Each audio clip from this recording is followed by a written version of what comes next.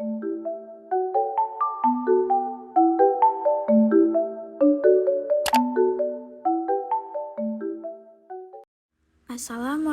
warahmatullahi wabarakatuh. Hello everyone. Perkenalkan, nama saya Rizka Listiana, NPM 2341142, Program Studi Manajemen Kelas 23B. Video ini dibuat dengan tujuan untuk menyelesaikan tugas kelompok mata kuliah Ilmu Ekonomi Mikro dengan dosen pengampu Miss Kemala Puji, SEI, ME.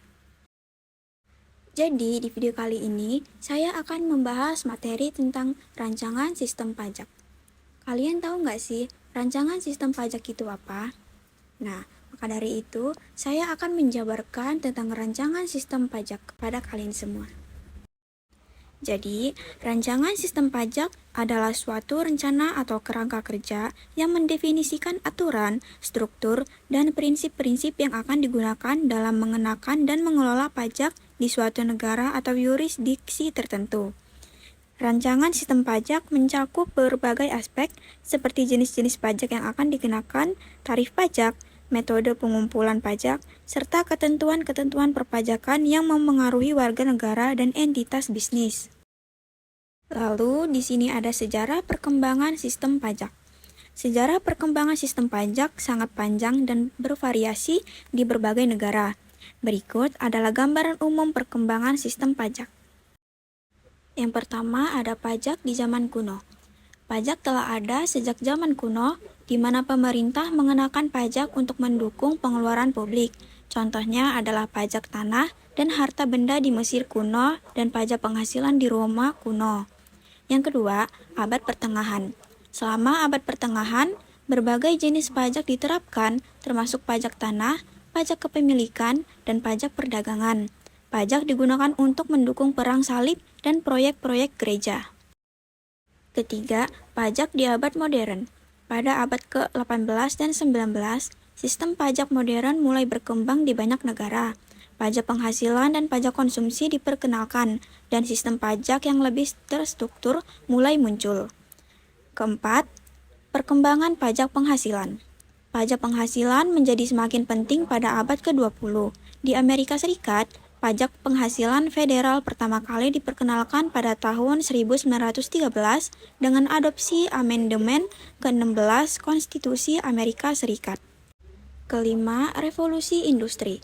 Pajak menjadi semakin penting dengan berkembangnya revolusi industri. Di Inggris, penerapan pajak penghasilan modern dimulai pada abad ke-19 sebagai respons terhadap kebutuhan pendapatan untuk mendukung pengeluaran pemerintah yang semakin bertambah. Dan yang terakhir, globalisasi dan kompleksitas.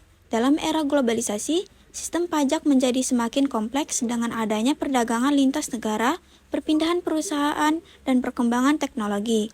Hal ini menuntut pembaruan dan penyesuaian sistem pajak untuk tetap relevan. Tujuan dari rancangan sistem pajak mencakup beberapa hal utama. 1. Pengumpulan pendapatan. Pajak digunakan untuk mengumpulkan dana yang diperlukan oleh pemerintah untuk mendanai berbagai program dan layanan publik, seperti pendidikan, kesehatan, infrastruktur, dan pertahanan nasional. 2. Distribusi keadilan. Sistem pajak sering dirancang untuk mencapai keadilan pajak.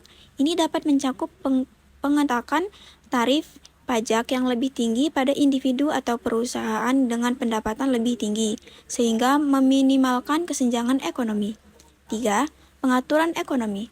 Pajak dapat digunakan untuk merangsang atau mengendalikan aktivitas ekonomi, misalnya pemotongan pajak bisnis atau insentif pajak dapat digunakan untuk mendorong investasi dan pertumbuhan ekonomi. 4. Pengaruh sosial. Pajak dapat digunakan sebagai alat kebijakan untuk mencapai tujuan sosial tertentu, misalnya pajak tinggi pada produk-produk berbahaya seperti rokok atau minuman beralkohol dapat digunakan untuk tujuan kesehatan masyarakat. Lalu ada juga manfaat. Manfaat dari rancangan sistem pajak adalah hasil positif yang diharapkan dari struktur dan implementasi sistem pajak tertentu.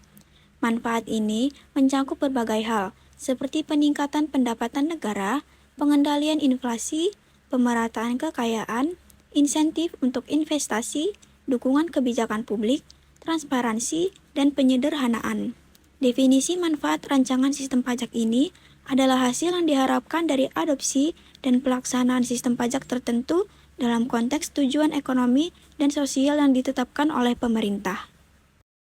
Rincian rancangan sistem pajak. Perubahan yang diusulkan dalam rancangan sistem pajak bisa sangat bervariasi tergantung pada konteks dan tujuan yang ingin dicapai oleh pemerintah atau peneliti pajak. Berikut adalah beberapa contoh perubahan yang mungkin diusulkan dalam rancangan sistem pajak. Yang pertama, ada penyesuaian tarif pajak. Ini adalah perubahan dalam tingkat tarif pajak yang dikenakan pada berbagai tingkat pendapatan. Perubahan ini dapat mencakup peningkatan tarif pajak untuk kelompok berpendapatan tinggi atau penurunan tarif pajak untuk kelompok berpendapatan rendah dalam rangka mencapai tujuan pemerataan kekayaan. Yang kedua, ada pengenalan atau penghapusan pajak. Perubahan ini bisa termasuk pengenalan pajak baru, seperti pajak atas barang mewah, atau penghapusan pajak yang dianggap tidak efisien atau tidak sesuai dengan tujuan ekonomi yang diinginkan. Yang ketiga, ada perubahan dalam metode perhitungan. Sistem pajak mungkin mengadopsi metode perhitungan yang berbeda, seperti perubahan dalam cara perhitungan pajak penghasilan bersih, atau penggunaan metode pajak penghasilan terpusat. Yang keempat, ada pembaruan undang-undang pajak. Perubahan dalam peraturan pajak, penghapusan atau penyederhanaan aturan pajak yang kompleks, atau pengenalan aturan baru yang mencakup transaksi dan teknologi baru. Adapun dampak ekonomi dan sosial dari rancangan sistem pajak. Pengaruh rancangan sistem pajak terhadap perekonomian dan masyarakat mencakup dampak ekonomi dan sosial yang mungkin timbul akibat perubahan dalam pemungutan pajak. Ini termasuk pengaruh terhadap pendapatan pemerintah, distribusi kekayaan, investasi, perilaku konsumen, pertumbuhan ekonomi, harga barang, dan banyak aspek lainnya. Pengaruh ini dapat bervariasi tergantung pada perubahan spesifik yang diusulkan dalam rancangan sistem pajak tersebut. Evaluasi dan analisis dampak adalah langkah penting dalam merancang sistem pajak yang efektif dan sesuai dengan tujuan pemerintah dan masyarakat. Keberlanjutan dan keadilan. Rancangan sistem pajak yang mendukung keberlanjutan lingkungan adalah perencanaan atau perubahan dalam struktur pajak yang dirancang untuk mengurangi dampak negatif terhadap lingkungan dan mendorong praktek yang lebih berkelanjutan.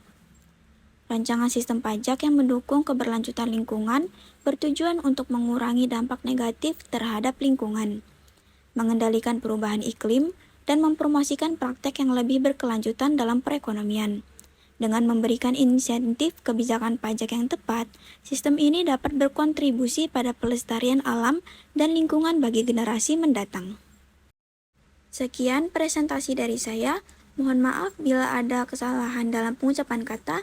Saya akhiri. Wassalamualaikum warahmatullahi wabarakatuh. Terima kasih.